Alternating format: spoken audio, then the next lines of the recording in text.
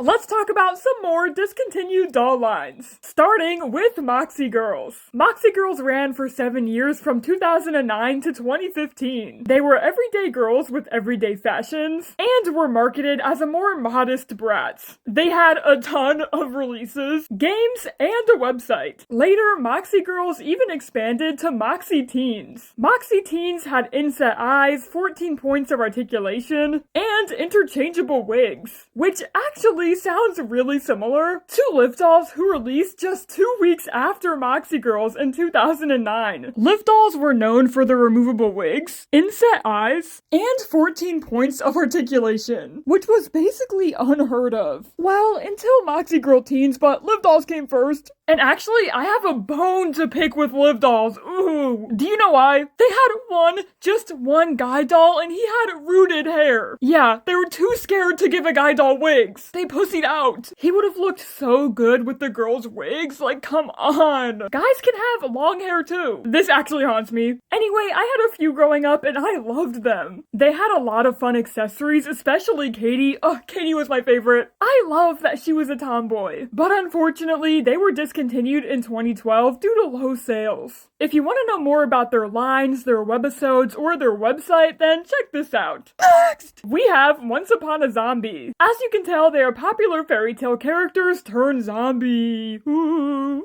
They were released and discontinued in 2013, but came back shortly in 2016 with the second wave of dolls. Once Upon a Zombie also had a few books and an app. They're pretty obscure and were only sold online and at ThinkGeek. So many people wanted me to cover them, and I can see why. The idea is super unique. Although I'm not gonna lie, they do kind of scare me, but I guess that means they're doing their job. But they're definitely a Monster High, Ever After High, and Disney ripoff all at once. Like, oh my god, the resemblance is so uncanny. I actually saw a Fairy Tale High doll at my local antique mall last weekend. Fairy Tale High is definitely an Ever After High ripoff, and they were made by the same company as Once Upon a Zombie. I guess they're also kind of copying themselves.